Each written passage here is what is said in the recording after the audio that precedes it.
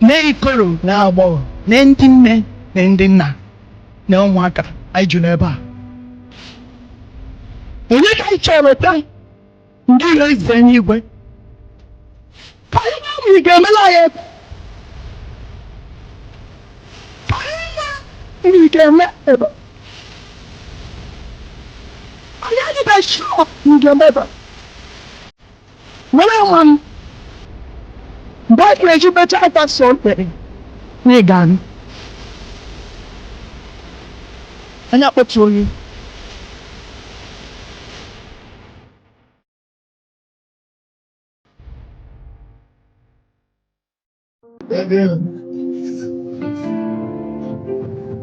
Okay, please give me 1 yes.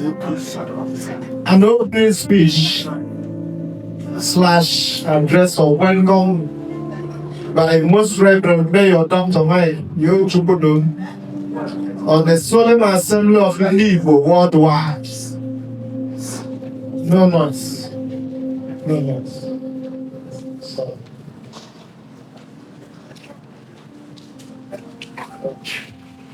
Under the heavenly mandates global missions of the Paramountcy of Ndi Igbo and their deliverance on this day, 29th of November 2025, at the Amadeo Event Center beside Elim Plaza, the hotel, Ebonyi Coast, Enugu, Elim State, in the southeast. On the call of the elders, the priests, the leaders, the people of the land to come and we at the porch with fasting, with sermons, with groanings, and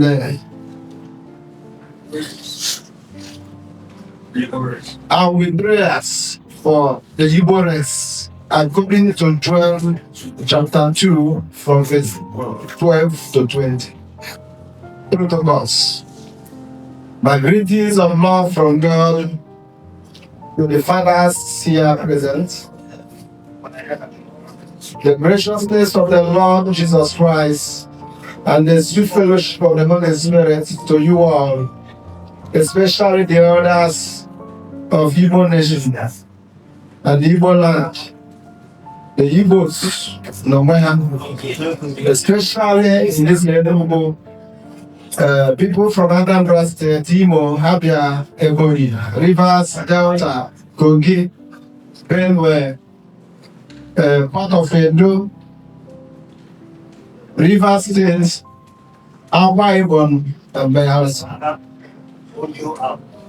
I greet the archbishops in the house, the bishops, I have Bishop David Osinono, the overseer of CBC and Okam.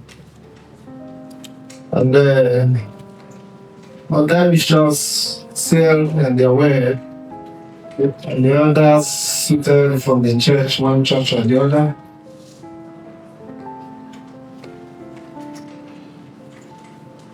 I greet the spiritual fathers and mothers and the leaders, the venerables, the reverends, pastors, priests, prophets, evangelists, teachers, and deacons of different churches, all the ministers of God and servants of the Lord here present. My special greetings to the heads of lords for the Christian Association of Nigeria, CAN, Southeast, and of their different states and other leaders.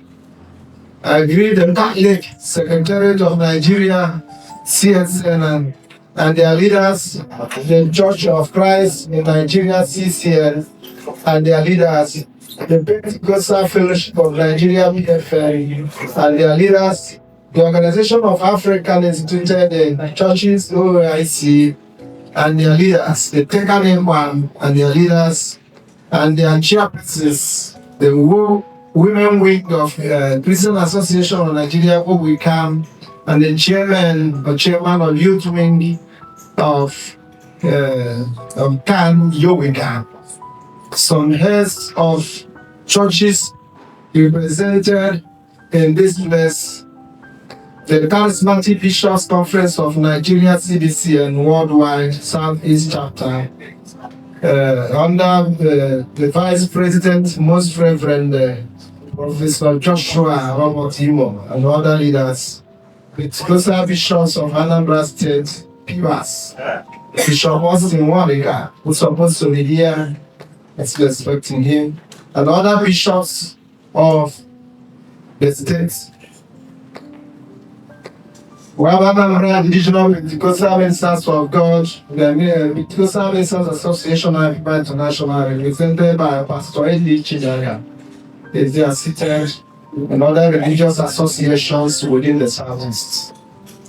I salute the kings, the traditional rulers, and the fathers of the land, their royal majesties, and their highnesses, especially His Royal Majesty Dr. Okeke, the Igbo, the traditional rulers council chairman Southeast, and their state chairman, secretarial chairman, and other leaders. I greet the Onogus who may be here present, the prime ministers in the chair, all the chiefs and other entitled men and women here present.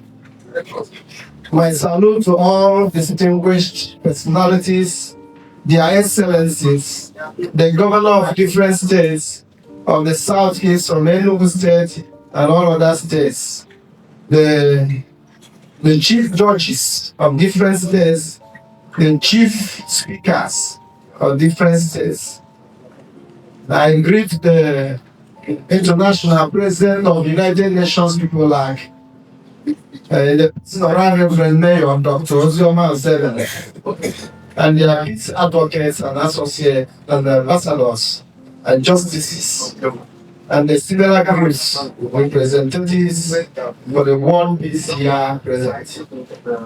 The President of Union Council, TUC, Southeast, and their different states, the President General of Ndi Igbo, Southeast, and their different states here present. My greetings to all other sectors, especially the security, academic leaders, the political allies, the philanthropists, the local government chairmen and mayors, the market leaders, human rights activists, women leaders and youth leaders. I also greet my wife, who is already seated, Bishop-elect Gospel Distributor. And I greet the Bishop here, in the person of Senior Apostle Uju Okonkwo, and the members of our team seated already, the captains of industry, presidential and governorship candidates for different states, the press, the media, the organizers of this program, and so on and so forth.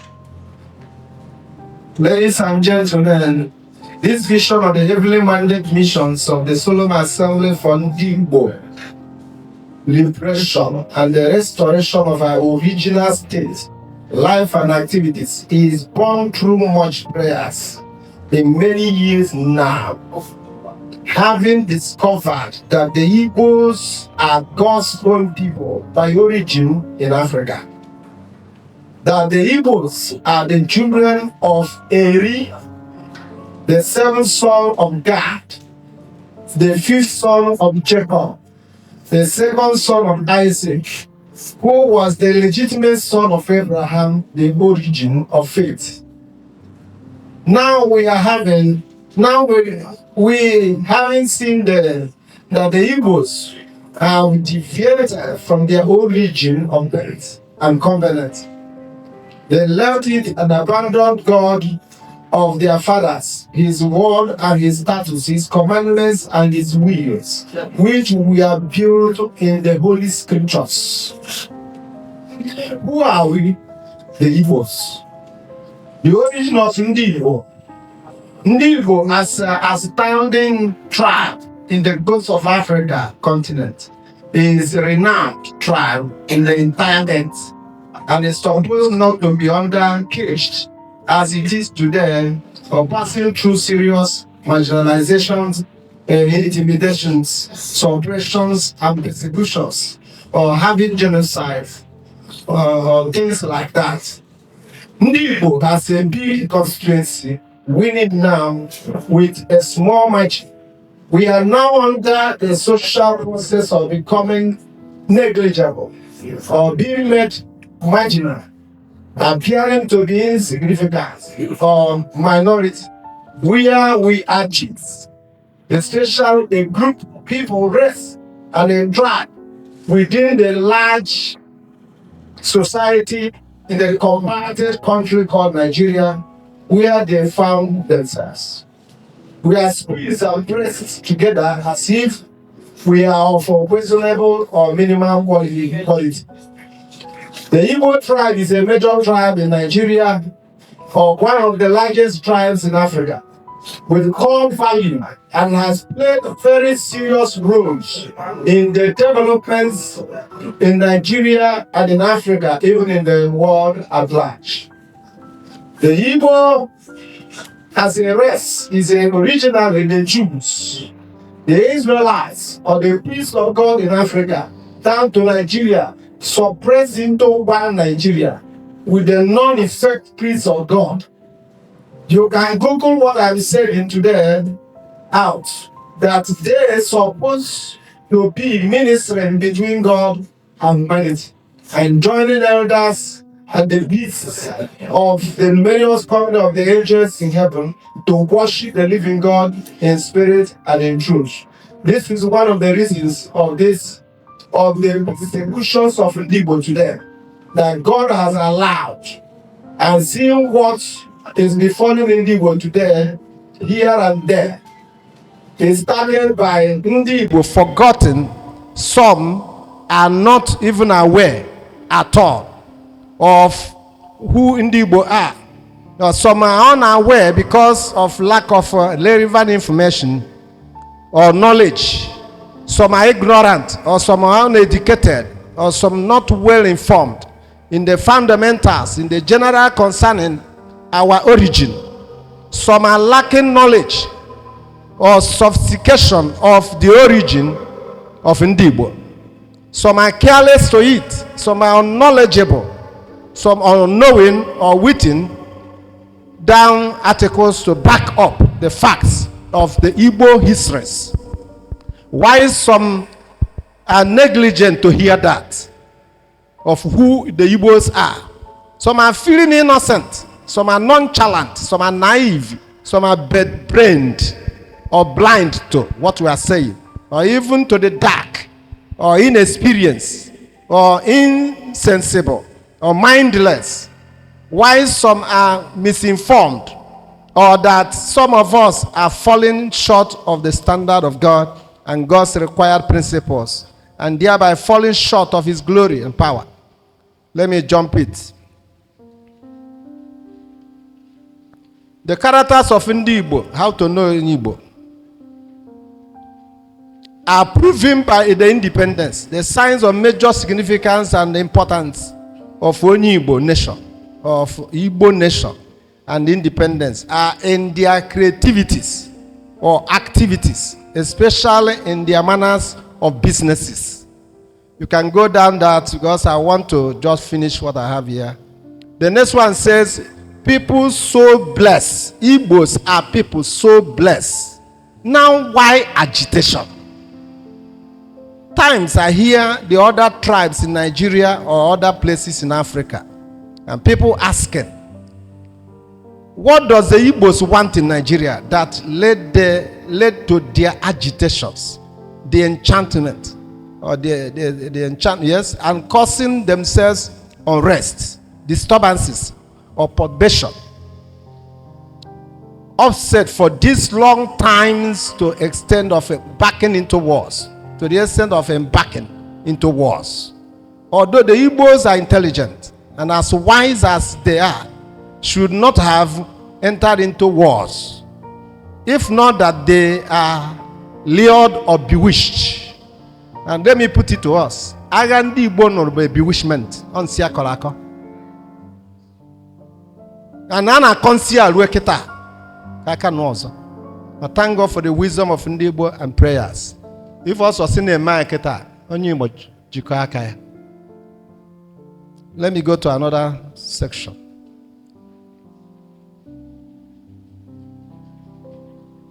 You have documents you can go through.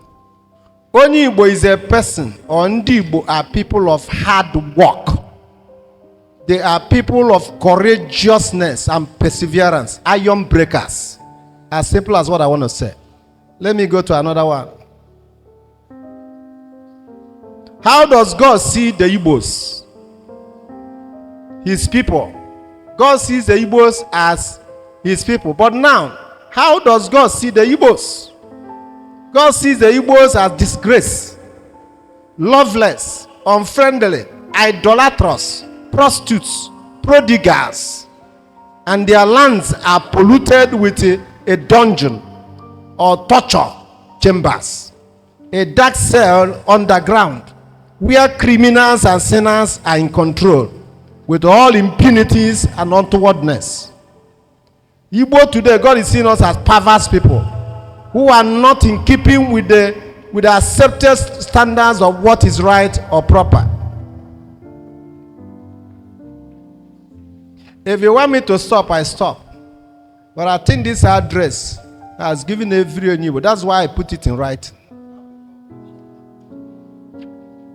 So everyone can go through it and see who we are. There's an important place there.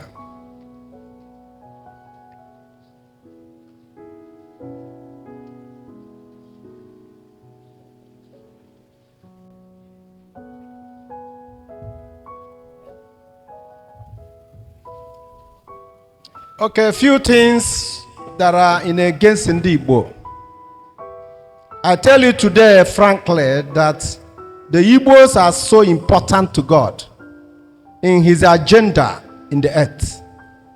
And that is why many things are there that are against Ndi Igbo. There are many, so many satanic craftiness. There are so many wars that the practice of immoralities, or immoralities itself, or wars. There are altars that are built here and there in the Igboland that are troubling in the Igbo, or that are speaking in against Igbos. More sacrifices are going on. There are rituals, idols, cauldron pots. The lives and blood of people shed are speaking, litter the ground or wasted in the land. People's blood filled our waters, causing us to drink blood. Maka na ọbara akwafu na mmiri zo ọsachara na mmiri anyị na-aṅụ. Ewe na-aṅụ ọbara. We are living in a borrowed cultures and traditions. So many of the traditions in the Igbo na-emeta asị na ihe ndị nna nna anyị ha dobe are borrowed cultures. Ndị Igbo si Israel. Even in anyị na-eme kwesịrị as it is in heaven, let it be here on earth. Anything less than that is not Igbo. Aka njedore ya na ndị Igbo adịghị egbu mmadụ. Mmadụ nwa na-ezonarị mmadụ efu ya. Ya ka mmadụ ya wezie mma kwụọ mmadụ n'onu wee egbe gbaa mmadụ ọda na Igbo. There are filthy garments, there are falsehood, there are lies, abominable acts. There are different types of powers and demons invited into Igboland.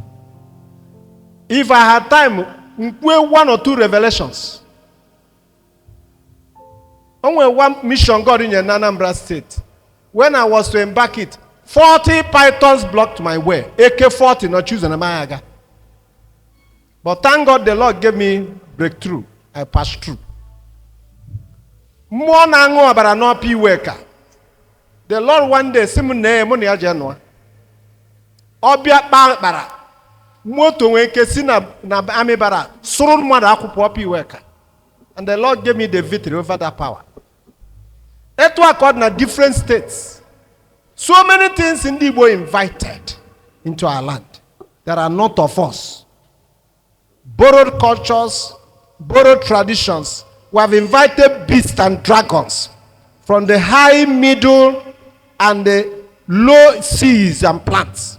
Spiritual blindnesses are here and there, or deafness insensibility, and whatever you have. So this point, but you have the documents. So, but because my time is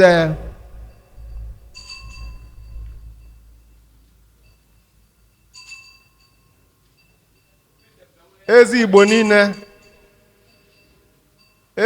niile,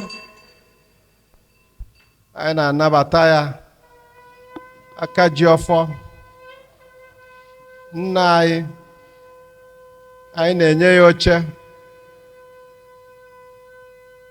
agaragidi ọkụ nụfụ na ihe kwuru ka a na-eme. Gonna your entourage, the members of your cabinet will welcome the Ezechukwu of Eri, of Idu Kingdom. You can get seated. Nkwoto na-enye address iwe bata mana afu dike ebe okwu. Aye jiro egwu onnike.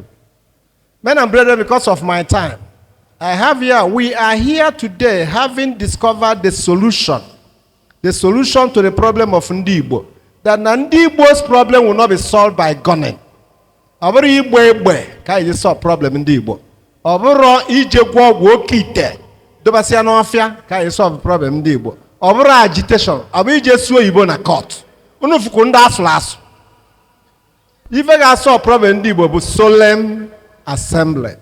Going back to our God to say sorry to God that we in Igbo who have sinned against you. Chineke aye mejo naga ka igbaghara anyị. Maka saf na my own time agwugo. So ebe m ga-ejezi na bụ na m ga-achọ ka anyị kwụrụ ọtọ n'aha Ndị Igbo ka m lead you to say sorry on behalf of Ndị Igbo.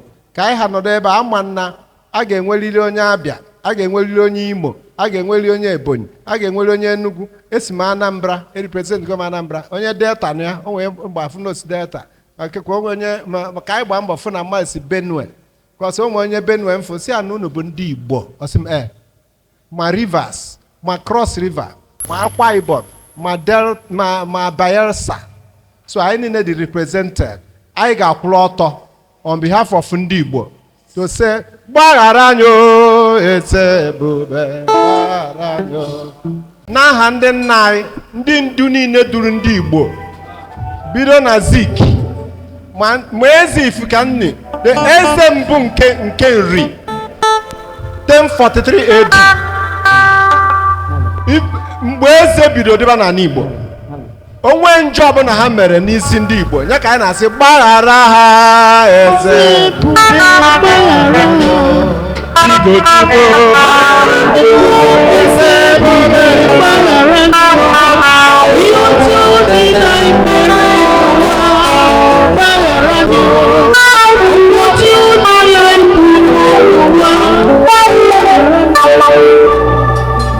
n'aha Ndị Igbo niile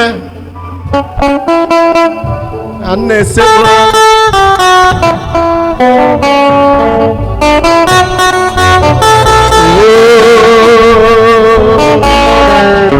Chineke biko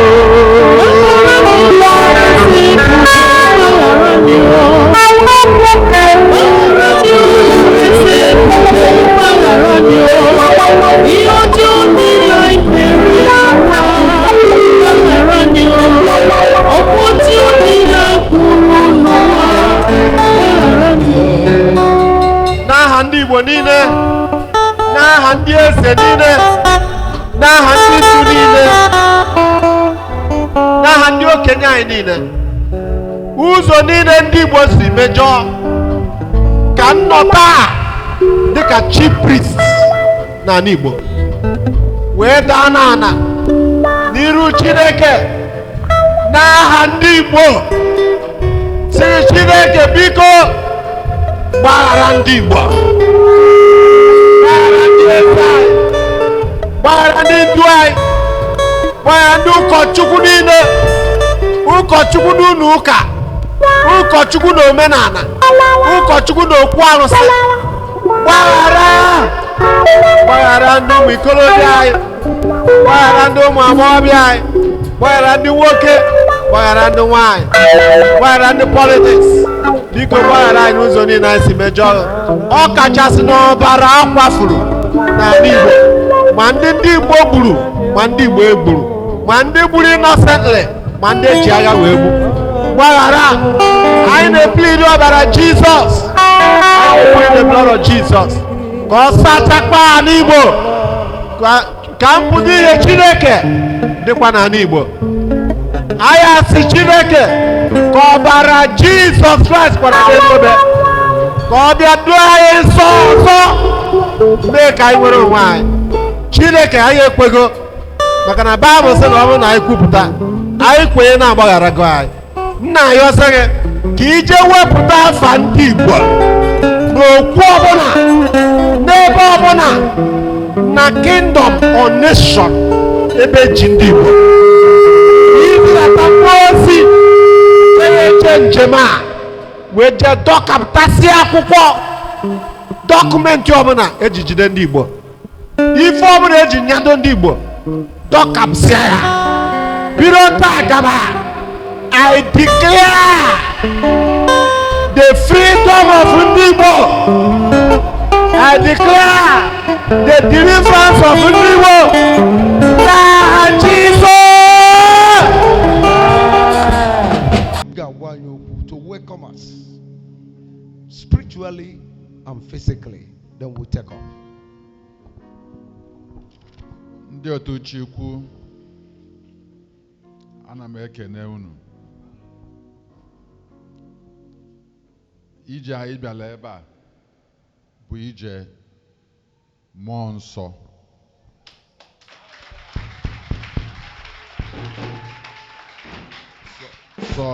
So onye na-afụ ụzọ na mmụọ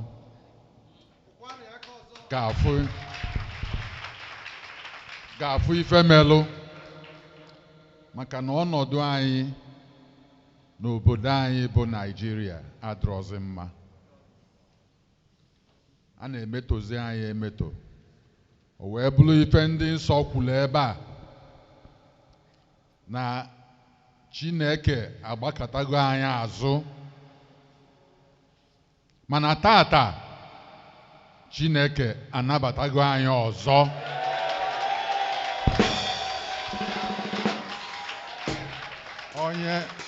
Onye ọbụla ya na Chukwu yi, o were ife na-eme ụjọ ada atụ ya. Anyị na Chineke kere ụwa anọlugo bido taa. Njem anyị na eluigwe bụzi ofu.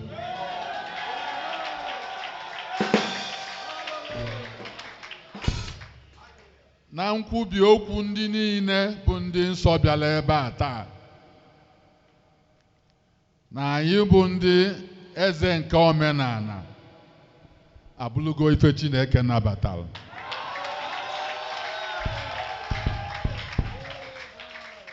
N'okwu nke a, ana m akpọlite nwanne m nwoke bụ Eze Nri ka ọ gbagote were gwa ndị be anyị okwu n'ụzọ anyị ji wee nabata taa.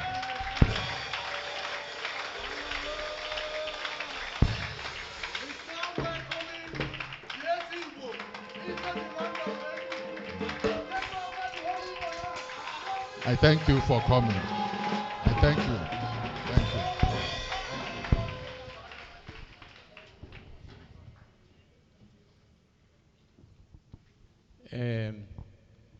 Igbo bụ Igbo ekene m unu. Igbo bụ Igbo ekene m unu. Isiokwu m na-abụ na Chineke anyị na-ekwu maka ya bụrụ mmadụ na mmụọ ka ọ bụ. Ebe ọ bụ na o metugo, Igbo bụ zuru mba ọnụ, Igbo nọ ebe niile. Mịa nwere ndị o metụrụ aka, mmadụ one ma one si akụnụ tawa ahụ maka njikọta Igbo ọnụ. Iji ka anyị nọ tata wee na-ekene ndị niile mee ka ọgbakọ dị etu o si wee dị. Na-ekene anyị na-ekene ebe bụ mmadụ, enwere ebe ọbụla nke Chineke bụ ya bụ okwu. When ekene Chineke n'okwu na anyị dị ịtọ ma ịnọ ma kịta bụ nnukwu obodo ka anyị bụ. Ọ na-ayị ya ka ọ bịa ka o mere onwe ya ba. Maka ọnya bụ Chukwu kwekwuru mmụ ya kwuo n'ọnụ vakwuo aka n'ụzọ.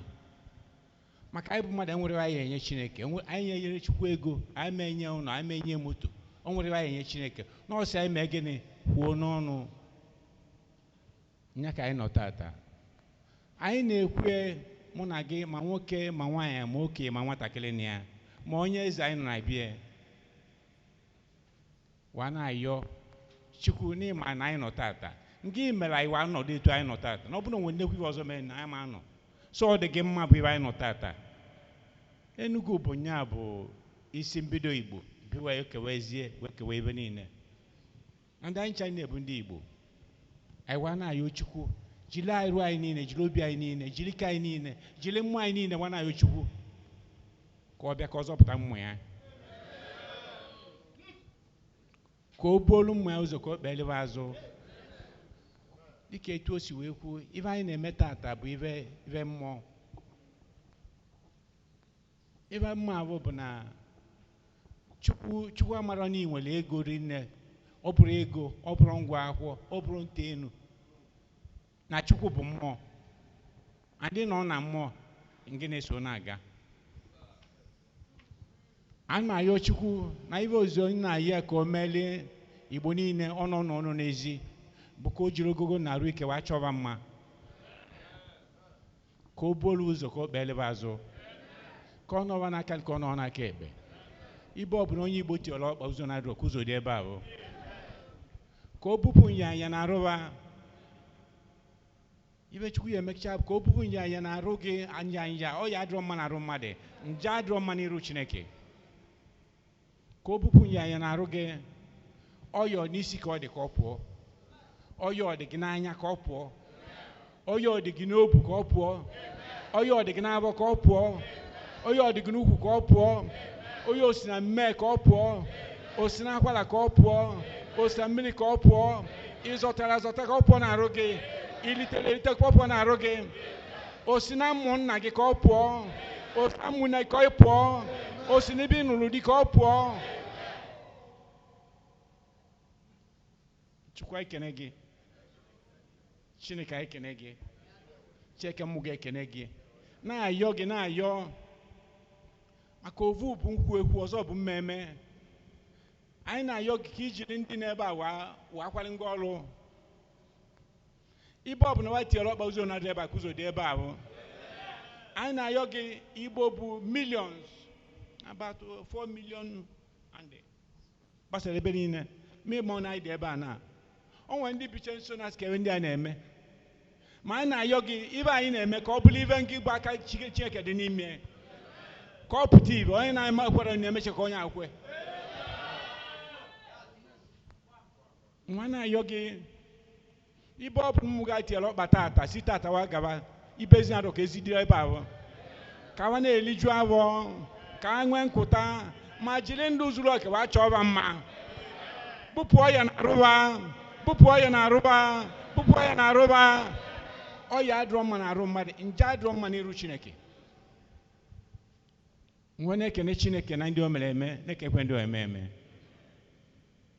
Anyị emego anyị na-eme ibe anyị bụrụ na-eme omete Chineke mma Igbo nwere onwebe. Nya ka anyị na-eme tata.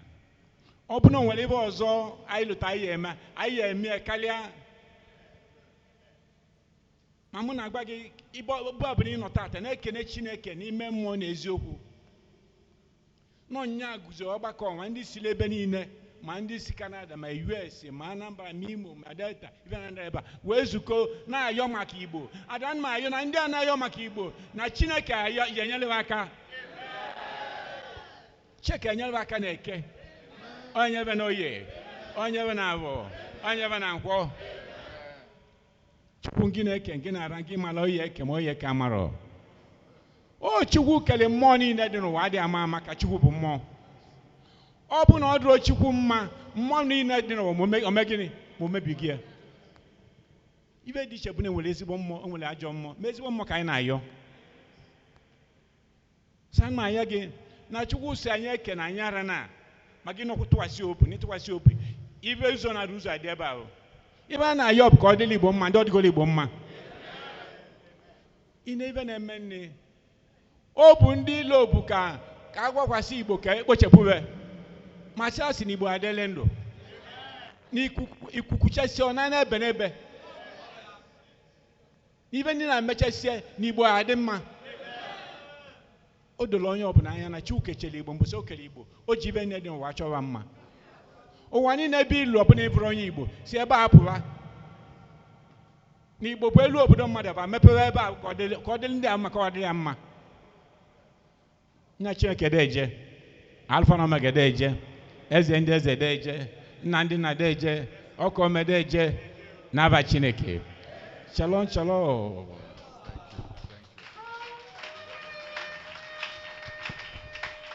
iji wee kpokọta okwu anyị ọnụ n'ala Igbo bido taa anyị ama agbazi odibo na Naịjirịa ndị ọzọ ga na-agbala anyị odibo anyị abụ isi na anyị abụzi ọdụ Igbo ekene m unu Walụ Jizọs anyị aka. Site n'akwụkwọ nsọ Genesis chapter 28. O wee bụrụ na nna ya Abraham nwere ebe ọ malitere njem. O wee rụsa ha back to Isaac. Isaac wee hand ya to Jacob. Jacob wee actualize that vision.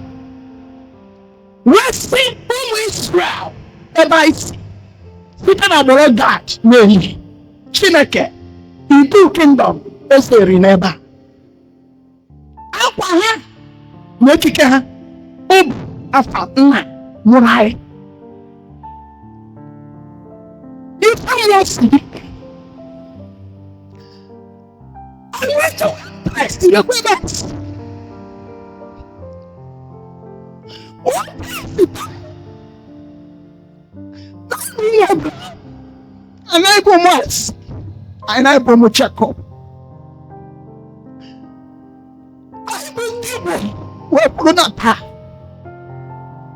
Where should I get you? Now, Jacob. Now, Jesus. I was so helpless. Genesis 28. My dream, and behold, a ladder was set up on the earth, and it was top reached to heaven. And there was an angel of God, who ascended and descended on it. And behold, the Lord stood on it, and said, I am the Lord God of Abraham, your father, and the God of Isaac, and the land, God of Isaac, the land on which you lie, I will give you your descendants. Ndị Igbo, ọkwa Igbo a, tata, Mike and Beta, na anyị na-echi abato, which is the land God of our father Abraham. Nna ya ewu wee si ọma mbara, wọbeta kpọrọ ya wee land ya asị na ịbụ ndị Igbo. Na taa, site n'ike nke Chineke, na anyị bụ ndị Igbo ekpọkọrịkọtọ, wee si na anyị na-echi ya, back to altar. Jacob, God, Elim, Ndi. That one altar rest. 14. Also, your descendants shall be at the dust of the earth. When you put your position again, now may this cannot be survived before. Now you can be looking at now. In the name of Jesus. Also, we shall spread abroad to the west and to the east and to the north and to the south. We are taking over Nigeria. We are taking over the entire Africa. We are taking over the world. In the name of Jesus. Command is a third number. Also, unto you and your faith, all the families of the earth shall be blessed. From today, that's the decree. The whole Nigeria, to the whole Africa, the whole world. You will be eating from Igbo people from now. In the name of Jesus. You will never be a slave anymore. Because you have returned back to that altar. With you, behold, I am with you, and I will keep you forever, wherever you go, and I will bring you to this land, which you are now returning back to the land today. Ndi Igbo, I am going to go and I see God. So I will not leave you until I have done what I have spoken. Is there not? Father, we owe you by your word. You will never leave in peace. Father, because you have taken us by your name, and as you have come back today, our Father, we declare that from now henceforth, we do Ebonyi, one day no, one day diaspora, one day chufu, one day learn slave, one day no, help open a channel, no master. I know you got to do Ebonyi, no, when it's now the operation now, I will check out, everybody better. Today, we meet in the presence of God in the altar of better. Ndi Igbo na-ege Chineke n'ọpa ka anyị na-eme ya ka ngọzi na nchekwa nke Chineke dịla dịka onye nwanyị kwuru okwu wee ṅụọ iyi na ọ bụ na ichi ababakebete n'oge chebe. And today, we do not yet abakebete. I said the altar of better. In the name of the Father and of the Son and of the Holy Ghost. Amen. Mahulas Chineke gosiri onye ọbụla n'ebe a. You can sit down. Ekene m eze ekene gị Chineke gosiri. Archbishop ekene gị. King David Isaiah ekene gị. Within the entourage, the cabinet, ekene mo na odinne.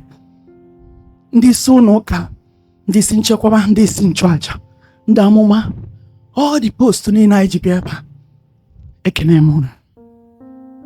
Before I continue, o nwe ofufe nchọ ka eme, ka ife anyị na-eme wee gaba. There is power in forgiveness. Anyị mere na Anambra Solemn Assembly. And ihe vision a na-ekwu okwu na ndị Igbo ga-abụ ofu. Na anyị ga-agba alụ nwanne anyị. Anyị ga-anagide nwanne anyị. So onye ọbụla kwụrụ ọtọ. Ka ị kwụrụ ọtọ. Otu ọbụla ị ga-esi mee ijekwuru nwanne gị. Ịmakọ ya. Sir, brother m, sister m, agbaalụgo m gị. Gbaalụsị m. Ka anyị na-eme nke a, oge extend. The spirit anyị ji mefe a ga-agachọ ndị Igbo niile. Igbo fe anọ na. Enwebisi reconciliation, enwebisi peace, enwebisi unity. So ka anyị gbaghara onwe anyị dị ka anyị na-ebe a. Ị na-agbaghara, ịgbaghara wụcha obi gị niile, ejekwa na chebekwa ife ọzọ. Ka mgbaghara ga from the deepness of your heart. Hallelujah. Dị ka anyị na-amalite, ijide nwanne gị si a, brother, agbaalụgo gị, gbaalụsị anyị. May we start.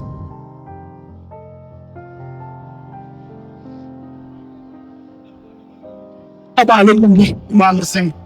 Step. Na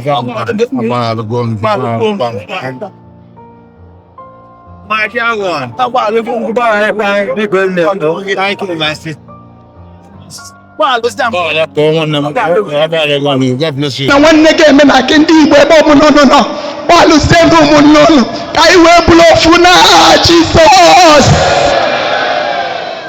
Let's sit down.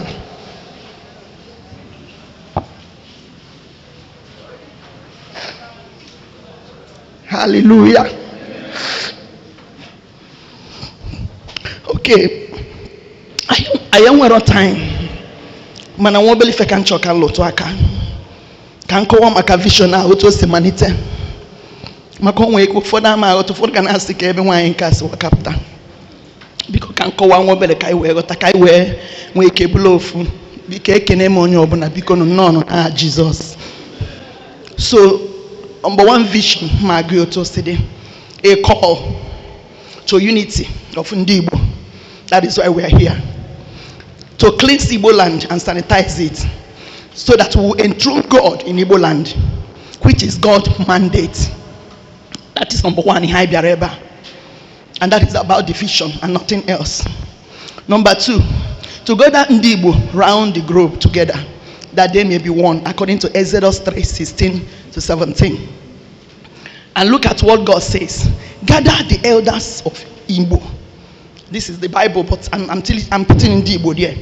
Gather the elders of Ndi Igbo together and say to them, the Lord God of your father, God of Abraham, Isaac, and Jacob, appeared to me, saying, I have surely visited you and seen what is done to you, Ndi Igbo, in Egypt, called Nigeria. I will bring you out of this affliction. So it's not my word, it is the word of God. The third one, to build an atmosphere of sober reflection, which we have already started, and the reconciliation with our God, our Maker, so that we can return back to Him through the covenant, which we have done today by going back to the altar of our father Jacob, through Gad and Eli, our father. So today, we have already go back to that covenant. Then number 4, to usher the everlasting kingdom where only God Almighty shall reign permanently in Igboland. This is what we have done. You know, this is the 4th one, then I will go into other stuff. Let me explain a little thing what happened here. Because now, so division started 2012, and it came by revelation. So so now look and no, a man were warm, still the thing that very thunderous in the air. Let my people go that they will serve me. Immediately the voice echoed, before I know it's in the air. I'm sitting in a room, rainbow or cross. So can we rainbow cross? That rainbow, how beautiful are they? The man can echo, that thing can echo. Let my people go that they will serve me. If I know it, or they can a noise. We Ndi Igbo. Nya fraud. Ide buhawena na zanibo. Ndi man wena na mana. Ndi ba ijuna famana because hanos number di chiche. And then found ijuna famana when I watch this thing. Nchopita no because na fa chorena, maybe because of ife fan wele ba. You know, it's like nana force her. Mana did the weight, the much. One push. How wanna turn? The thing push without a stage. Mfuzie bi unsi eba ka vision abido ifeni na ina emeba abido. Owebu ni unsi araka maybe 2-story building. So this unsi we no chiozo. So Ndi Igbo ahụ ebuana the mili, you can imagine the kind of fraud the unsi no chiria. So then can I watch is it na say hi na nsia I stop go kwa the fraud. If I know the same man I same puta, let my people go. Mfukwazie ko no almost na by the side of Igbo nsia. Then they put a caterpillar, put a tipper.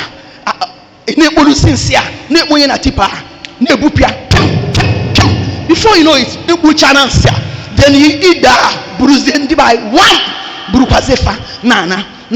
Even on that, they were striving. So with this revelation, I started praying. I joined different group. Now, I went managed in Gem take like different places. Manamba liberation sana Abia.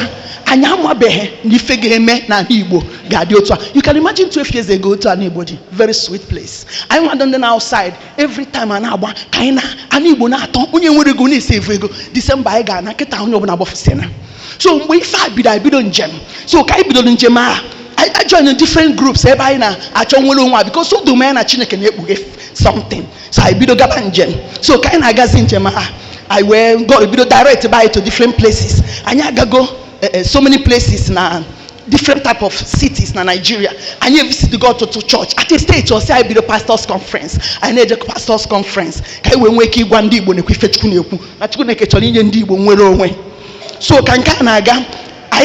visit the different traditional rulers now different places. I visit to Bugade by the grace of God. At a stage, evangelism.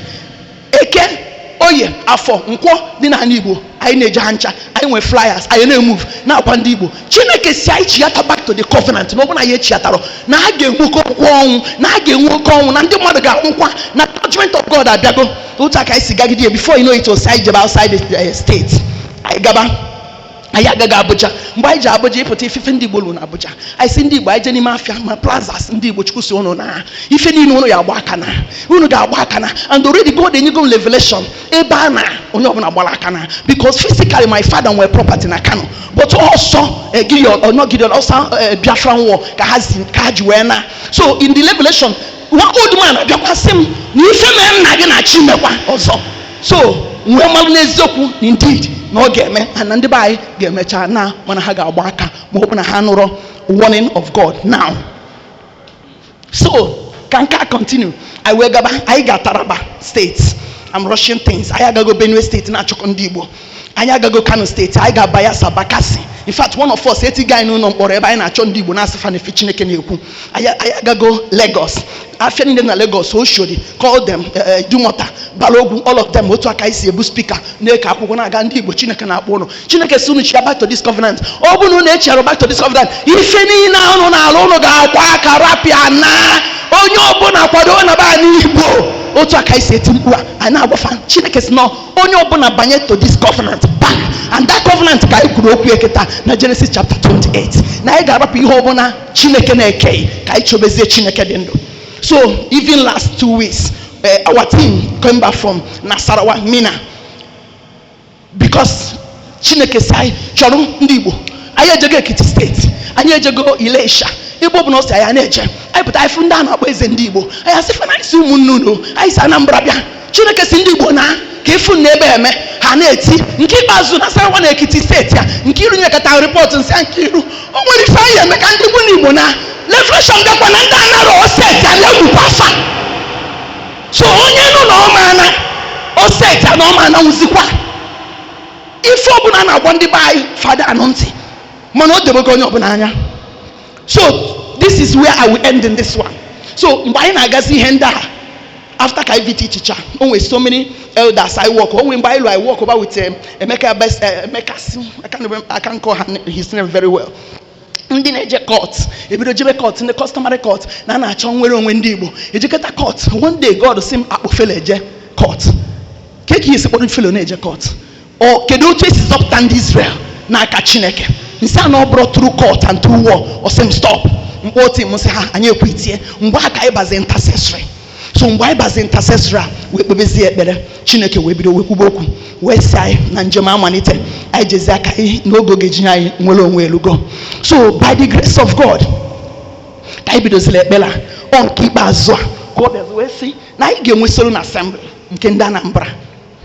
So oge na-akwado nke ndị Anambra o wee jụọ m sị m kedu after 40 years, after 40 days Saul nọ na-achọ onye ga-anapụta ndị Israel, o nwere onye ọkpọpụtanwu until David pụta. Nsị anọ o sị pray that God will bring the David ga-akpọpụta ndị Igbo. anyị bido dị ekpere dị John na-agakwa then obe na nke Samuel o sị m na ọkwa mma na Samuel bịa na be Jesse ka ọ anoint ya gigantic guys and big ndị akpụ obi 6 pack. O sị but at the end what happened? Ọkwa the small one. Nsị a o sị na God will bring the small one ga-azọpụta ndị Igbo. Anyị na-agakwa. So ka anyị na-agazi owesi na ije chọọ ministers, ndị pastors, ndị prophets, bishop, elders, kings, traditionalists, rulers and the leaders in Igboland. Ka anyị bịa gwafa na anyị bịa ka anyị kpee ekpele ka anyị yọọ Chineke ka ọ gbaghara anyị n'oge elugo. That day ka nghọta Isaiah chapter 1 verse 18. Oge na-ekpe ekpere wee butere m that place m wee gaa dia quickly Isaiah.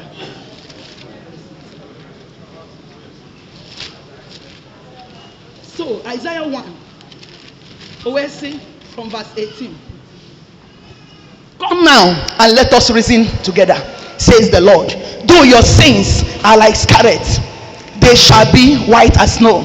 Though they are red like crimson, they shall be as wool. This is where I understand the full revelation concerning that particular nsia. I don't know if I'm making sense. So nsia bia metu zimbia so okay. So kita na Chineke simbia gwa ndị Igbo ni adigo ready igbaghara mmehie. Nyako juwesi na asikwari na mmehie na echinji ma na achi uche ni aga agbaghara. So na generation anyị ka amụma ebu na Bible na-emesu. That was why I joined them. Then he watched this insane.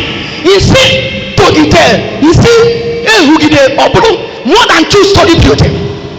Can you say where jeans here? So can you say where movement in Igbo? Good. In God's mercy, because no nyama bulama on Igbo can get you fulfill this Isaiah 118. Who is Abia? Nyakaidara. Where is na Igbo na Anambra? I will be on German Anambra. Where is if I get you na Anambra? Ndi Igbo na Anambra. I will be on German Anambra. Come on, it in German Anambra. By the grace of God, Oweme on 28th August this year. Owebe a mystery. Ewe manite that Anambra Solemn Assembly. I waged the whole Anambra and most of outsiders in the Igbo. Waging enye mandi Igbo, mandi ndochichi, ndi government, ndi judges, ndi school, all the stakeholders. Stefa bikono. Chineke sindi Igbo bia ka yoya ka ogbaghalai. Chineke nyaka akwadi ekwadosia. Ewe maybe a messia. So kepe chazilia. That door where diegu and Chineke nyelayaka. Chineke wa essentially the due kingdom. No Gabia where may he supposedly may hand Ndi Igbo over to God. Otutuni my neighbor witnessed there. That was March 28th. After came August 28th. So God will be with him. Nana ute kamuni abankata. Ewe wasa ewe naba. So we by inside. The first day, the second day, ending through the third day. Osimuju. Nama direde no taria Ndi Igbo. Kubakana subhakasha. Na yaka ino hokusi. Peletiko. Ifane meba abrefumas. Onyo obuna biara eba chukwa choria. God agwago mo already na ndo choko ga bia. Ayabreba for politics. Nikam suppose he never fanoria. PSM suppose he never fanoria. Mana nye fa ukwo. Otutu dey say as a Fabia fanoria. Why? Hamebunye. Why na hamebunye? Apadola for it. What went that for this? So if someone ada wati ananya. We say iganota wuru Ndi Igbo. We need mystery behind Abraham. Nya gwara Abraham ya join why? Oge kwe ko mo ri e nation nya ga anu tika wu. Abraham agotaria. Abraham we kwegide at a stage of sompoa. We je botan so why today. The mother Ishmael. But eventually, because na Chineke abogon with Abraham, o meso ihoku na nkwa. Then, we say no go nega not Ndi Igbo. Na nga abogwazi Ndi Igbo. But before then, is a long journey. One revelation can get share kwa land up. And if you put in Ndi Igbo can mecha gotazia. In the revelation, a king, ancient king in a kingdom. We put obodo omoro mo eto mo ofu nwan ofu nke nwoke. Okay, ofu nke nwoke. So in that revelation we see that na if you need ebo onye ga-enye kingdom ya. Sorry, imari if you get kingdom na me na enye gia gikwuo. Then ụmụ nwoke ịtọ usoro ụmụ nwoke na-abụ ọmụta ofu nke nnukwu ọsị na o meso no nwoke nke ịbụa the second son then na mụnwa. So oburuzo wee nye nwa ya nke nwoke wee sị ọ bụ na nye gị alaeze a ka ị ga-eji eme nke a wee sị na a ga-enye ndị omenala na a ga-enye mmụọ mmiri na a ga-enye nke nwa na a ga-enye nke nwa na a ga-echọ na mmụọ niile na-agba na Igbo na ọ ga na-agba and the rest. Go finish here. See okay, ikucha no say o we sem open na nye ga alaeze ka hi ga ejeme. We say na nge wala alaeze nye Jesus of Nazareth. And then na kingdom ya ga chi na Igbo. And then on the foundation of that kingdom na ga enwe equity, fairness, righteousness and justice. O we tell your phone o say make you ozugbo chi ya. Afọ ozimia ife aka ibali ime eba. Hallelujah. That's it. And I am go the first one. I gave me the second last one. I have better be Igbo. Opuro no mu mekarichi mu gundi balosa. Iwu gundi meli a lot of people think one nwoke si no the last Solemn Assembly. Kedu ife o ji bụrụ last Solemn Assembly? Ezekiel 21 time adrọ. Ezekiel 21 ebe a unu ga-agụzi ma ọ bụ na unu na-alụọ. O wee sị na that Ezekiel 21 na a ga-enwe oke ọnwụ, na a ga-enwe heavy judgment na Igbo. And that heavy judgment can go here.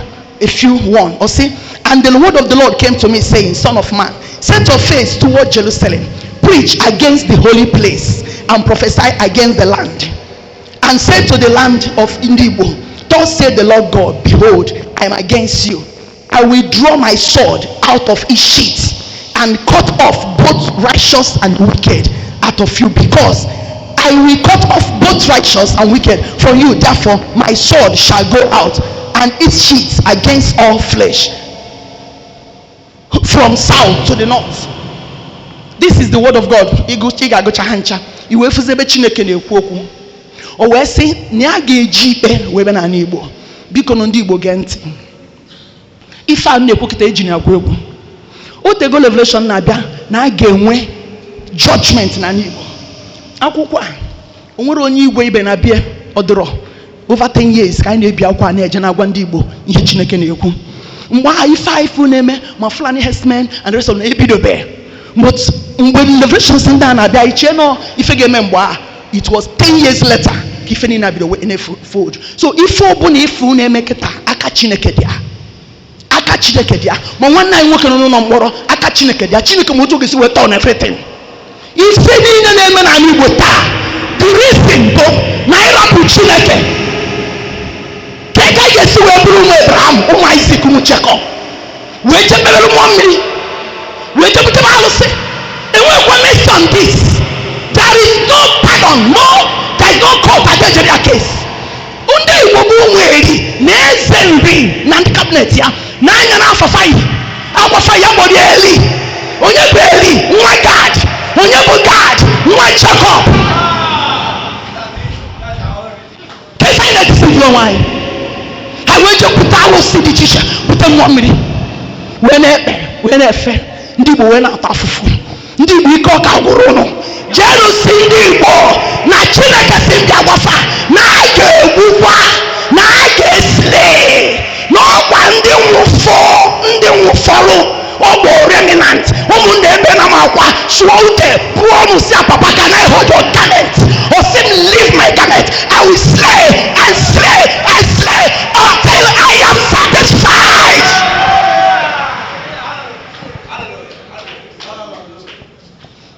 Ọ sị m bịa kọọ mgbịrịmgba ikpeazụ.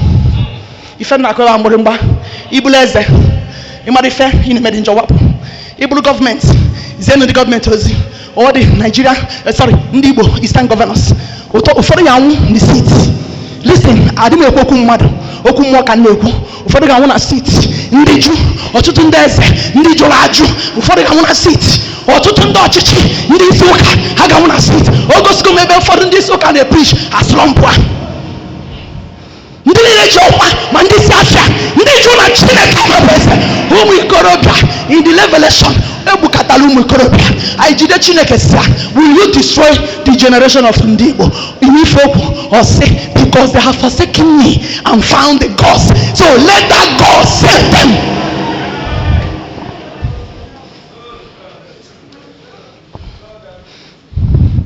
So I'm rounding up.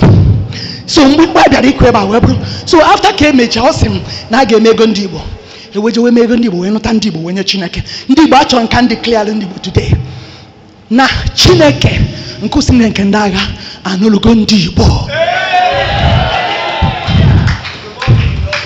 Ka anyị na-akwado nka o wee sị m na agbamakwụkwọ ka anyị bịara na-eme ego nwaanyị n'ụlọ, achọzie ịkpọ ụta nwaanyị n'ọra, akpọ ya agbamakwụkwọ nke ego na ego ga-abịa wee bụrụ witness. Onye ọbụla bịara ebe a taa bịa be a witness.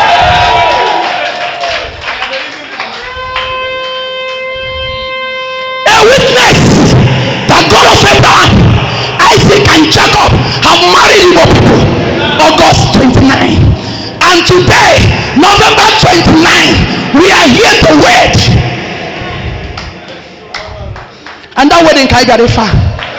and you know a ga-ebido agbamakwụkwọ a kịta.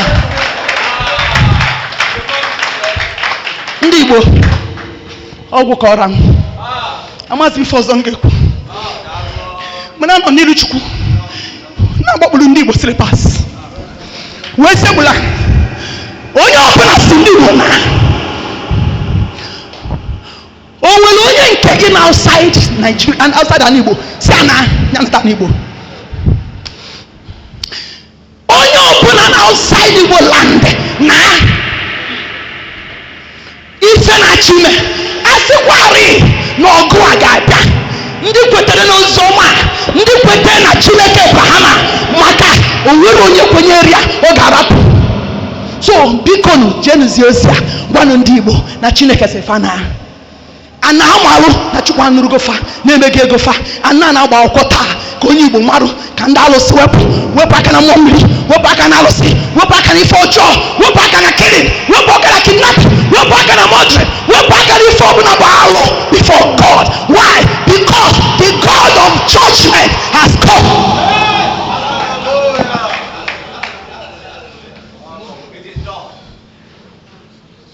That is what I have. So anyị emega agree na anyị ga-abịa ka anyị nye Chineke oche n'ala Igbo ka ọ chịbazie ndị Igbo dịka onye nwe ha na onye nzọpụta ha. So akwụ m ebe a kịta dịka onye isi ụka ka nye the microphone and to bring to the microphone the eze eri nke ndị Igbo niile microphone ka onye Chineke oche.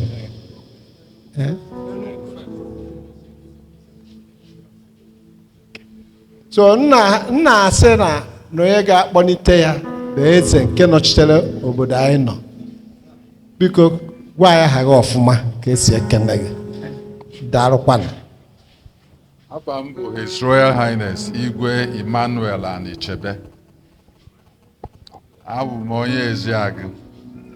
Eziagụ bụ local government nọ n'Enugu steeti. Mana nke kịta na mụnwa bụ chairman Eziagụ Traditional Rulers Council. Mana eri mgbe a na-aga ije a amarọ m maka ya. Onye kpọrọ m nya n'abalị bụ chairman Enugu State Traditional Rulers Council Igwe Asado Ọgadagidi. Nyanwa gwara m n'abalị nya na m ga-abịa nọchite anyị ebe a taa na ọ nwere ebe na ọ nwere ife jidere ya jekọ. Ya bụ n'afọ m na afọ Ọgadagidi nna anọchite anyị ya taa ka m na-asị na ọgbakọ nke anyị nwere abịanụrụ m ọgbakọ dị taa nke erika onye ekwuru m na onye na-aya na mmụọ n'ọgbakọ anyị bịalụ egwu atụbịa maka na ife egwu nnukwute ife egwu ka ọ bụ. Eri mgbe m jiri bụrụ igwe mụ na eze nri aka afụrọ. Ya bụ tata wee bụrụ ife ịtụnanya na m bịazụrụ n'ife mmụọ sitelu n'aka nwaanyị onye Igbo maka na anụgo m okwu ya were pụta. Ọ bụrụ na nwoke na nwaanyị jikọọ aka were kwubie okwu o were ife na-agbaghị ya, anyị ejikọgo aka. Ana m eweruzi ife anyị ji ekwu okwu ka m nyefee eze nri ka o kwubie okwu n'isi Igbo. Ọ ga-adịrị unu mma.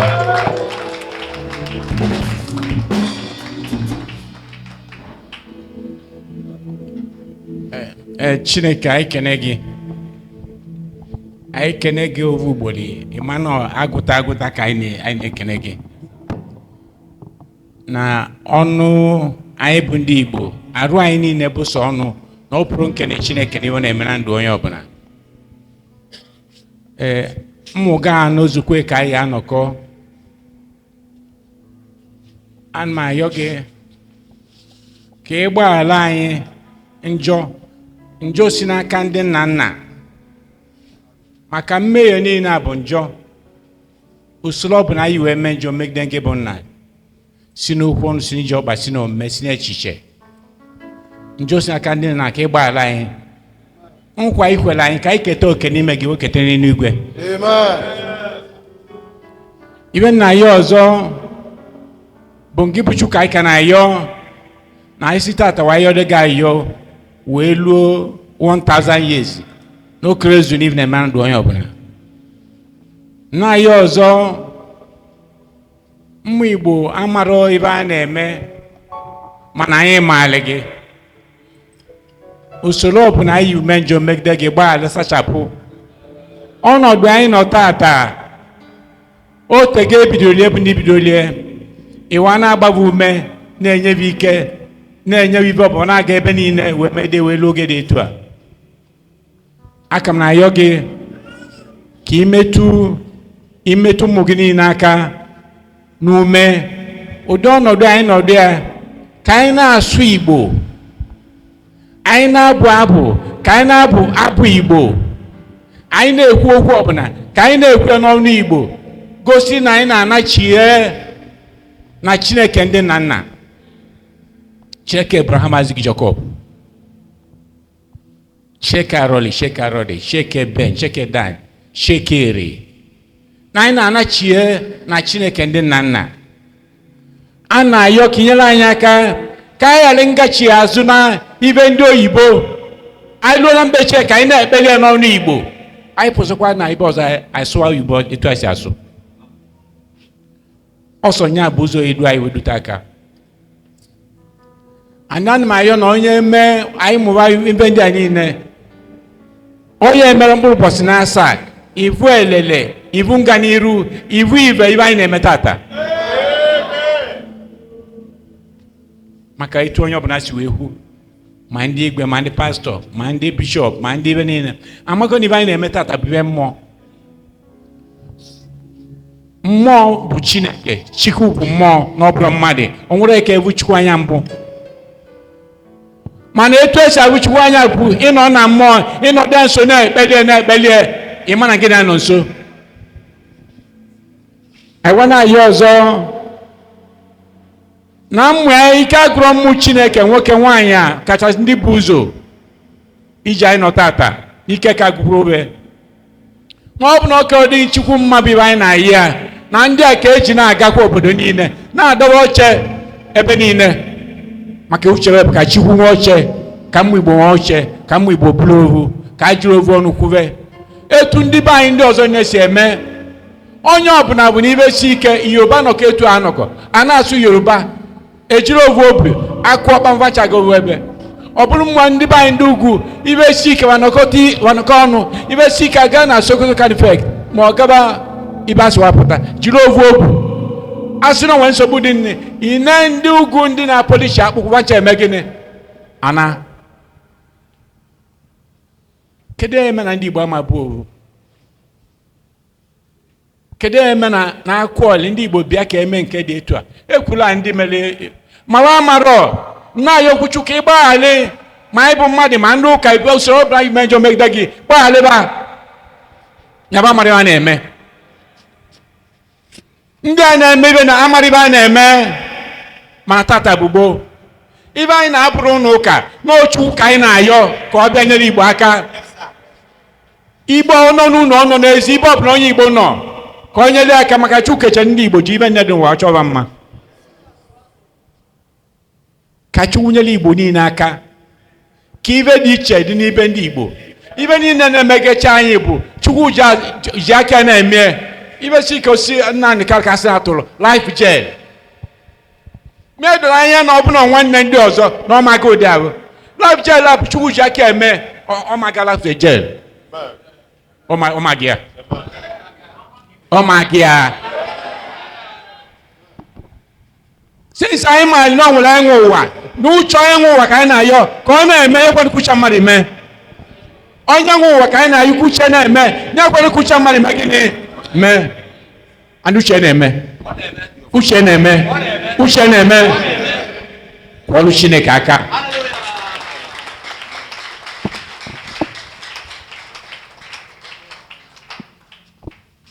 ibe anyị na-ayọ bụ ka ibe ọ bụla anyị na-ekpere ime mmụọ ka ibe mmụọ aba ka mmụọ Chineke ba n'ime onye ọbụla ka Chineke jiri onye ọbụla lụọ ọrụ maka oge o ji gị lụọ ọrụ igbe onye inwe ka igba nwanne gị gwa nwanna gị gwa Okeke gwa Ọkawa na o nwere ibe mere tata na Enugu steeti bụ 29 na-ebunye Chineke oche mmụọ mmụọ Chineke ba n'ime gị ihe eme gị inwe ike eme gịnị ihe kwurie n'ọnụ nkịtị. Ọtụtụ n'ime anyị na-ekpeli Chineke na-ekpe iwe niile maka mmadụ na-ekpeli na-ekpe na chiwa bụrụ na mkpọlike na-akpọli Chineke nọ na ndụ na-ekwu maka ịnọ n'ime njọ.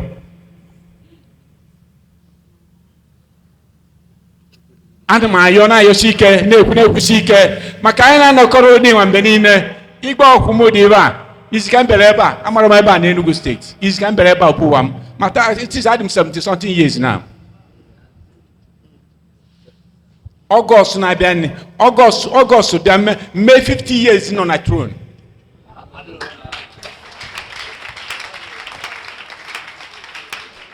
Ọgọst pụtara na mee 50 years nọ na throne. Echigo m eze bifo eke ma Anambra ibe niile nwebụ n'Enugu steeti ka enwe kapitala Igbo. Ọ ga-abụ enwere colored picture no black and white picture ndị anyị na-echere bịcha ma palace na-ayọ n'ọsọ so grace so ike Chineke ka mmadụ ihe eji anọ ndụ wee na-ekwu okwu kwekere ekwu maka Chineke na ọ bụrụ Chineke o nwere ebe mmadụ ji azụ aga. Ekpego ekpele kpekwesị yo ndị Igbo onye na-ebu ebe na-eme kidnapụ njide mmadụ kwụsị ya na Chukwu achọrọ na arụmụ Igbo. Onye na-ejigide mmadụ na-eji mmadụ na kidnapụ ma mgbu mmadụ kwụsị ya na Chukwu kele ndị Igbo nyebe nye dị pụrụ iche. Oyibo wee mega anya mgbe Igbo hapụsị ya na wedeme oyibo wedeme Igbo ọ bụ na ego ka a na-eme maka ịma na ego adị onye ọbụla nwụọ. Nwa na-ayọ na tata bụ nnekwu ibe ya amụta bụ mmụọ onwe gị ka ọ bụrụ ibe nkiri daa onwe gị asọ na ome mbụbọsị na-asa obunisi anyị bịa tata n'ihi abụghị dị iche dede ya edesonwe ihe abụ ezigbo iwe dị iche ya egosi na ọnọdụ anyị nọ tata na nwere ibe eji nwa nọkịa. Abụrụ m bishọp abụrụ m fada abụrụ m ndị bishọp nọcha nso eze ka m bụ mana Chukwu ji m alụ ọrụ amaala na Chukwu ji m alụ ọrụ ndị nna Chukwu ma ibe niile na okirikiri bụ Igbo mana Chukwu ji m alụ ọrụ na-ekene Chineke maka ya. Nna ayọ ka Chukwu chi gị lụọ akwa ọrụ dị abụ nọ ibe a na-agbara anya amịadị na ọ bụ na mmụọ Chineke nọ n'ime gị ibu ụzọ na-arịọ Igbo ti ọkpa ebe a ụzọ adị ebe ahụ ndị Igbo nwe Naijiria anyị nọ na ya kere egwu nne ana m agba gị na Igbo pụọ n'obodo onwe obodo anyị na-ada n'Igbo nwe gịnị ibe anyị nọ na ya toro na Amerịka ga-edibo m ibe a orike so ibe nna ya bụ ka ndị na-akọndọtụ abịa ka kọndọtụ aka ibu ọchị etu asị. Praise the name of the Lord. Hallelujah. Ugbu a ndị eze nọchitela anya ndị eze Igbo niile bụ eze Eziagụ gburugburu na Enugu gburugburu na eze Eri na-represent eze ndị Igbo niile. Ugbu a ha ga-esizi n'enu ebe ochie Jehova dị wee litue n'anị fa niile na onye isi na-anọchite anya ndị eze ndị ụka. Ugbu a eze Enugu ga-ewelu nna anyị ukwu the priest na-anọchite anya all the priests na ala Igbo bụ Archbishop Chukwudum. Ị ga-ebuli ihe a nye ya eze Enugu ebuli ya nye eze Eli bụ eze Igbo gburugburu o weluzie eze ka eze na ala Igbo n'ụwa niile wee hand ya over na onye bụ Chukwu nke Abraham, Isaac and Jacob, eze ọgadagidi na eze Igbo ụwa niile. Hallelujah! Ndị Igbo mma mmanụ toonu Chineke anyị dịka onye isi ndị ụka onye na-anọchite anya n'igwe n'ụwa. Eburu m ọfọ n'igwe a na-akpọ the Holy Bible tirikwuerie Torah aja ọkaraka o bụ ike to agbagbagbagba to. The throne of God is forever and ever. The scepter of the kingdom is a right scepter. In love is righteousness, God. You hate his wickedness. Therefore, God, our God, has anointed us with the oil of gladness above our fellow. It's Enugu State. No big kaino. Isi Igbo. Anambra bụ isi Igbo by birth. Mana ebe a bụ isi Igbo politically.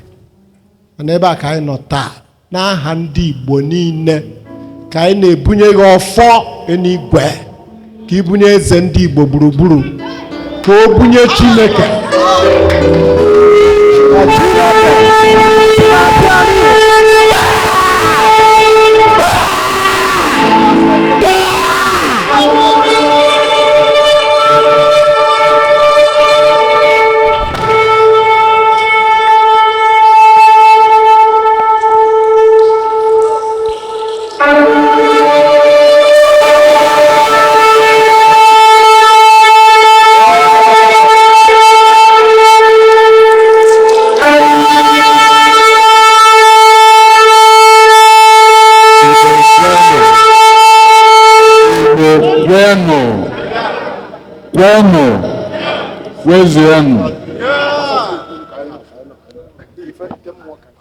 Onye ọbụla fụrụ onwe ya ebe a tata ọ naluo ya were ikpere ya egbudo n'ala si Chineke ọtịdị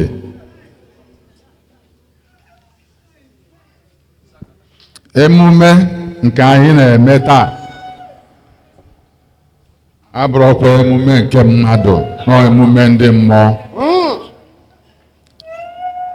Ana m asị Chukwu otu ịdị wee mee ka m nọrọ n'emume a. Hallelujah. Na-asị Chineke otu ịdị mee ka m nọrọ n'agbamakwụkwọ nke ndị mmụọ.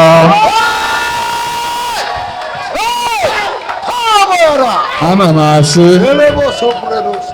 na ife niile a napụrụ ndị Igbo na anyị ga-anabatakwa ya ọzọ. Anyị agbaghalụgo ndị mejọrọ anyị agbaghalụgo. Udo adịgo n'ala ndị nsọ. Eji m okwukwe a wee na-eburu ọkọlọtọ wee na-enye eze ndị Igbo gburugburu, eze nri,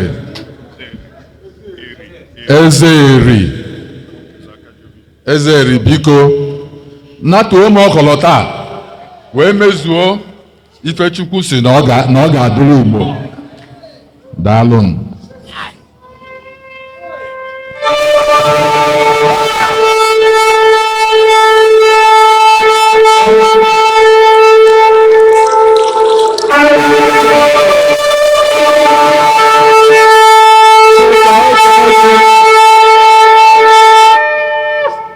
Chineke anyị ekene gị kene kwesị gị. Anyị na-ekene gị na-eto gị na-aja gị nọ ngị ibe nye na-eme tata mgbe ibu Chukwu na-eme. Ị na-eme etu o si dị gị mma. Ị na-eme na anyị bụ mmụọ gị. Ị na-eme na ịnabata gị anyị. Ị na-eme na ịgbaghara gị anyị njọ. Nwa na-ayọ n'ime ọgọ mmụ gị tata ịnwụ agụle ma nwoke ma nwaanyị ma okenye ma nwatakịrị. Aka na ayọ gị na-ayọkwasị ka ijiri ndụ zuru oke wee chọwa mma, jigharị ike wee chọwa mma, bụrụ ụzọ gbalịba azụ na ọ n'aka na ọ n'aka ebe, ka ichewe na eke, ka ichewe na oye, ka ichewe na ka ichewe na nkwọ. Ọkasị steeti anyị na-ebu ego oche ka inwe oche na Igbo. N'odolo anya na inwe oche na Igbo, ọ bụ na ọdịgo ndị Igbo niile mma.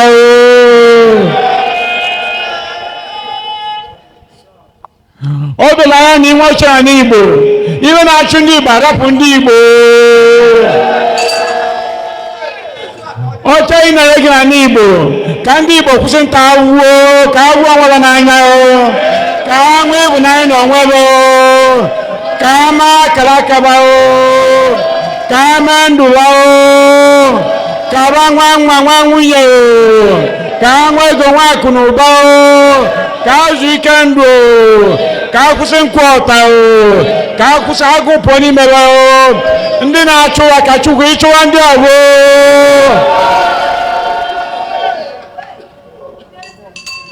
Anyị ekene gị Chineke, anyị ekene gị Chineke. Tata anyị na-ebu ego cha n'Igbo, ndị na-achụ ndị Igbo ka ịchụwa ndị ọgbọ.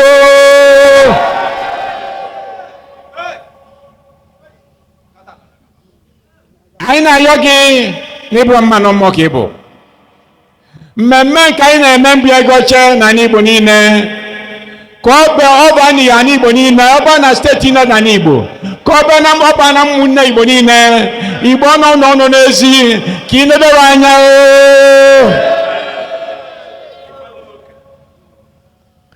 Oche ka anyị na-ebe gị na Igbo, ka agụ ka ọ kwụsị, nkwa akwa ka ọ kwụsị, nkwụ ọta ka ọ kwụsị, agụ ka ọ kwụsị, ka amụ gị dịjụwa abụ wa na-akpọkwu gị n'ime mmụọ na eziokwu.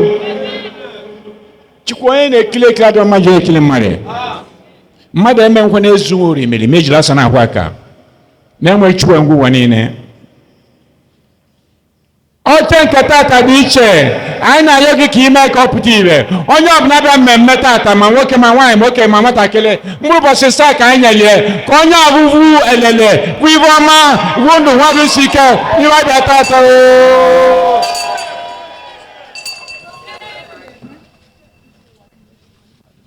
Chukwu gị na-eke gị na-ara, anyị na-ebu ego oche. Oche anyị na-ebu gị tata bụ mmụ gị niile, ndị bụ Chukwu metụrụ aka n'obu, gbawa ma na na-eme mmemme tata. Onye ọbụla ọya na-arụ ka ọya pụọ n'ala n'ọwa. Onye ọbụla ọya na-arụ ka ọya pụọ n'arụ onye abụọ. Onye ọbụla ọya na-arụ ka ọya pụọ n'arụ onye abụọ. Anyị na-ebunye gị oche.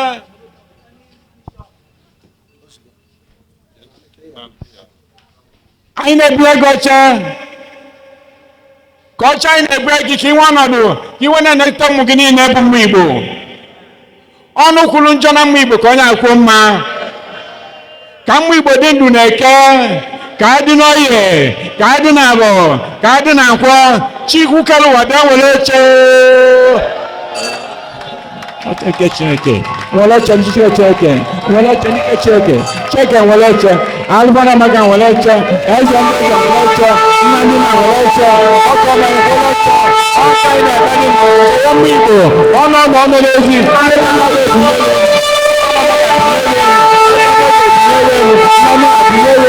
ọ Chineke gị na-ara, gị mara ihe eke ma ihe eke marụ, ahụhụ obi, onye na-ebuso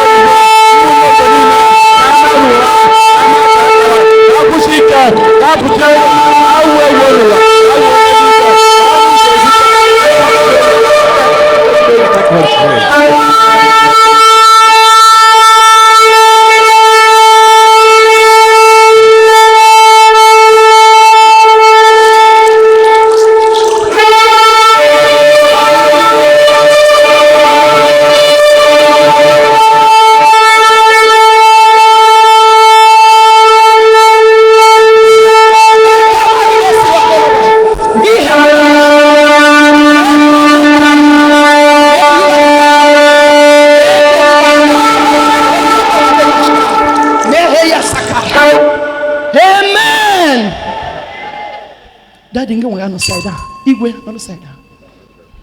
O nwere nkwa ikwe Chineke. Nye m ọjị.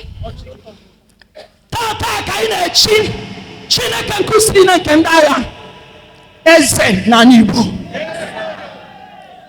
O wee bụrụ na dịka a na-agba akwụkwọ taa, onye nwanyị wee sị na ka a na-agba akwụkwọ a na ị ga-echeri ọjị na ị ga-anabata Chineke nke nna, Chineke nke ọkpara na Chineke nke mmụọ nsọ n'ala Igbo.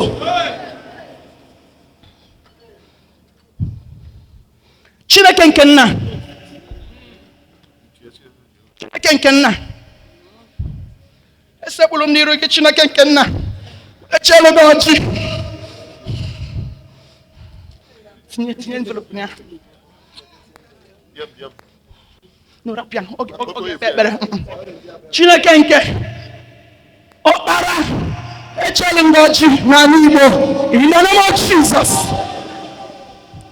Chineke nke mmụọ nsọ, echelu gị ọjị n'ala Igbo, in the name of Jesus. One. Biko gano na zone the two forward. Gano can go back. Hallelujah. Go back. You can get a sleep, please. Anyway, what about Nasu? Hallelujah. Down pota. Now, eze. Ị ga-anabata Chineke na Igbo.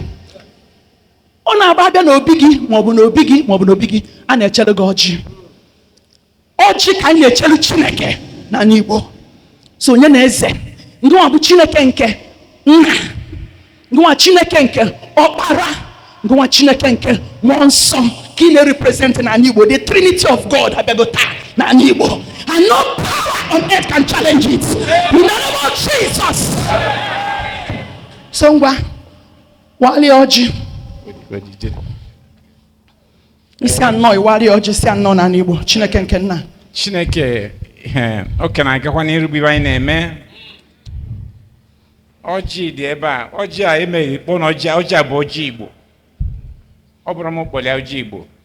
O Chineke nyere ndị nna nna. Ọjị a bụ ọjị Igbo, a na-akọrịarị nne na ala Igbo, a na-akọtịarị nne bụ na Yoruba. Mịa na-alụ ndị Igbo ọlụ nnukwu ọlụ, na onye Igbo ebe ịbịa na-abịa ọbụla chere ọlụ gị ọjị a, ịma ọkọrọ nabata gị. Nye ka ndị ụka niile ma ndị na-ekpere Chineke si ka anyị cheele Chineke, ka anyị zikọkwa gị ọjị, ka anyị chekwuolu gị ọjị na-enye gị onye gị ọnọdụ. Chukwu anyị na-ekene gị ka ị bịa tọọ ọjị a n'otu ka anyị taa n'ibe, ka ị bụrụ maka ụzọ ka ị kpelebe azụ. Ama na isi anyị ekene anyị ara na langweji ọbụla anyị so wakpoko gị niile anya mgbe niile. Ọnụ Igbo ka anyị na-asụkwa, jide ọjị n'aka ka ịta ọjị n'otu ka anyị taa n'ibe. Okwuo ibechu ezigbo ibechu keleke ibe na-atọ ọjị na-eke ka anyị bịa nwere ọjị taa, ibe na-ata n'oye ka anyị bịa, ibe na-ata n'abụ ka anyị bịa taa n'akwụ ka anyị bịa, ka anyị taa ọjị n'otu ka anyị taa n'ibe, ka ichedo ụmụ gị niile. Mmemme anyị na-eme taata ka ọ pụta ibe, ka ọ dị ibe, ka ọ dị ile n'ime mmụọ, ka ọ dịkwa n'ibe. Mmadụ ka ibunye ụmụ gị enu, ọkasị ndị jikọrọ mmemme awa na-ata ebe a, chewe ebe chee ezinụlọ, chee nwoke chee nwaanyị. Ọ adịla Igbo niile mma na-eke, adịba n'oye, adịba na abụọ, adịba na nkwọ, n'aba Chineke. Amen.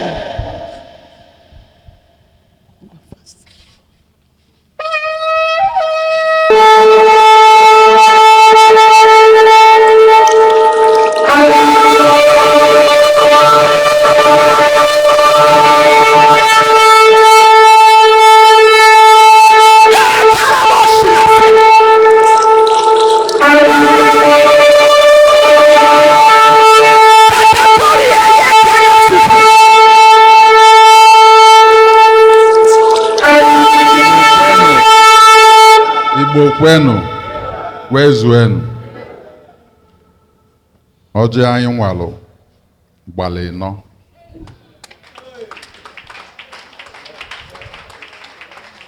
Ife bụ na ọjị gbalị nọ bụ ụbọchị nọ na afịa ịnọ anyị wee n'ala Igbo.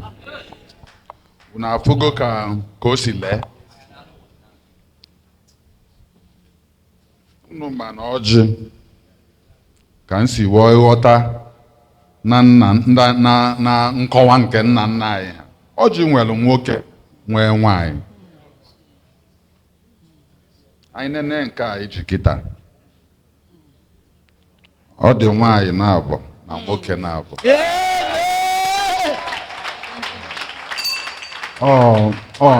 Nnekwute ọjị bụ ihe a. Agwa m unu na ife anyị na-eme taa bụ ife mmụọ. Ọjị anyị ji ekpe ekpele bụ oke ọjị. Anyị adịghị eji nke nwaanyị ekpe ekpele.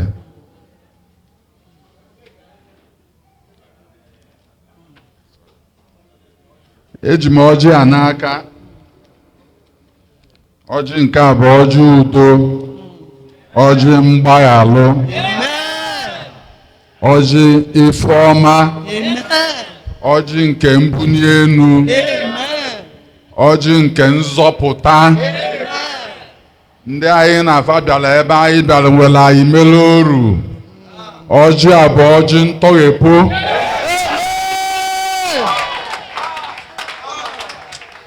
Wee na-asị na akwụ m ebe Igbo were oche bunye onye kere ụwa. Wee na-aga ọjị wee na-asị onye si na ya nwere ike ịnụso Chukwu ọgụ, onye ahụ pụta. Mana mụwa amarọ onye ga-anụso Chukwu ọgụ. Chineke, anyị na-efe gị n'egwu. Anyị na-efe gị na ịtụ egwu gị. Anyị ekwughị n'azụ. Ife niile mere anyị mgbe gara aga agago. Chineke, ebe anyị kwuru n'azụ, anyị ga-eru ebe ọbụla anyị. Ọ ga-adịrị unu mma. Ekene m unu.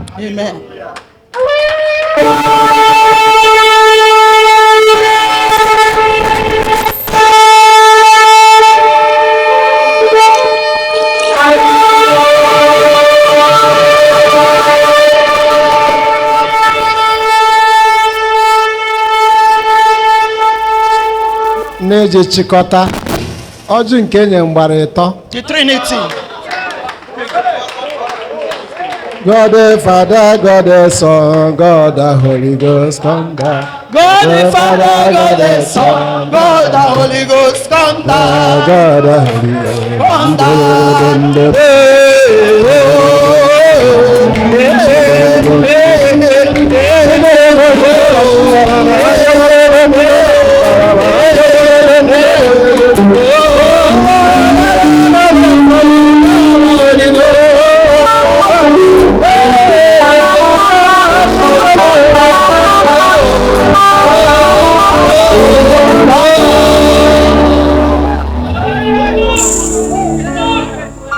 Anọ m ebe a na-asị kelere m eje nnu voice sị m dịka onye ama nke Chineke nna eburu na ama taa na Chineke abịaghị iwere ọnọdụ n'ala Igbo. Amen. Anọ m ebe a dịka onye isi ụkọchukwu sị ya Chineke chịbazie ya n'Igbo. Amen. Nyanwe polisi, nyanwe amị, Amen.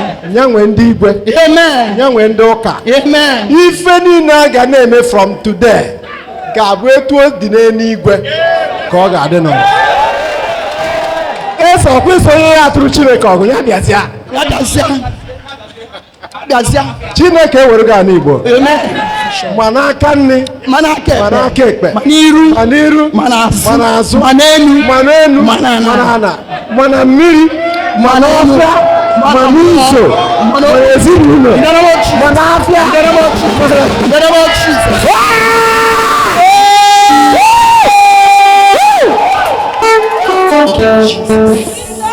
Ekene dịrị onye na-eme ihe dị mma.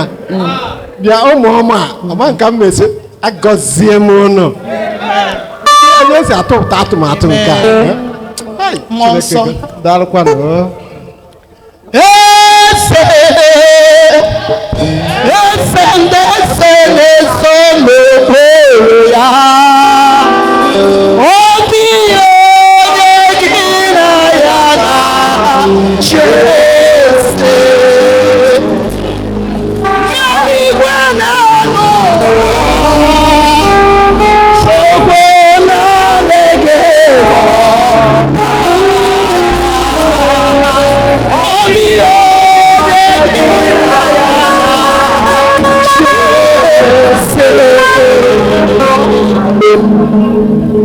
ekwe Chineke nkwa na m ga-echi eze n'ala Igbo. Esi m na nna ya Eli na mmụọ mmiri to ndị Igbo wee ndị Igbo nye mmụọ mmiri. Mgbesia na-atalie na mmụọ mmiri talie eze nwanyị mana ị ga-emesia eze n'ala Igbo.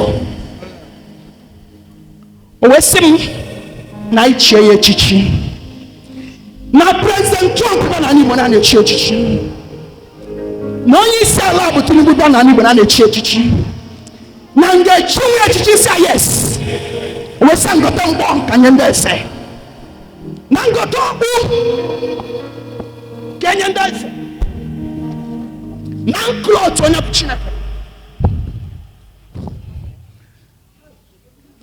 Chineke nke fada enye nke akwa wesi ka ikpuchizi ọtọ ndị Igbo ka Igbo alụza ndị Igbo ka inye ise ndị Igbo nzọpụta dịka ị na-echi gị ese n'ala Igbo n'ụbọchị taa. Chineke ana m egbukwasa gị ọkpụ Chineke nke mmụọ nsọ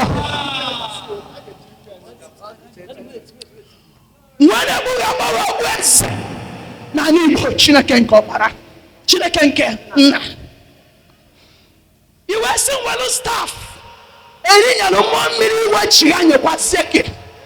Chineke nke nna, Chineke nke nna ewere m mgbe anwa erinyere mmụọ mmiri wee na-enye chasị gị bụ Chineke nke nna n'aha Jizọs.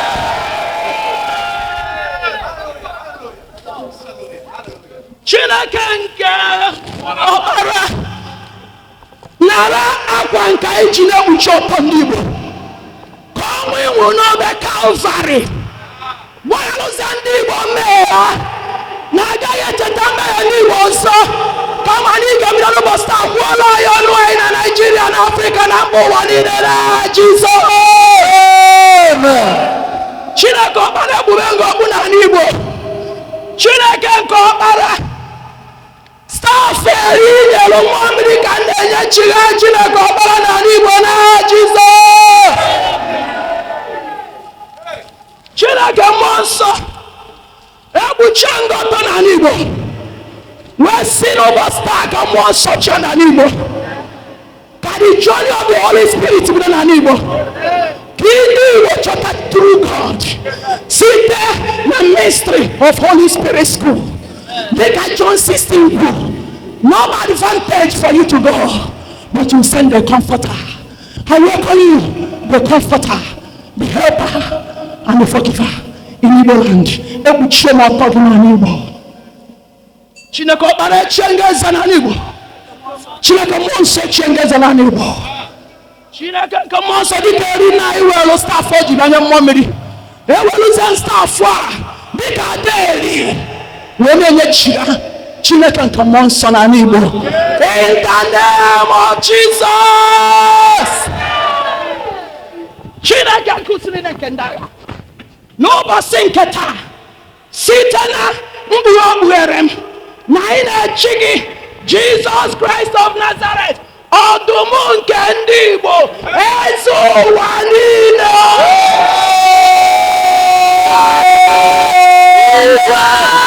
Igbo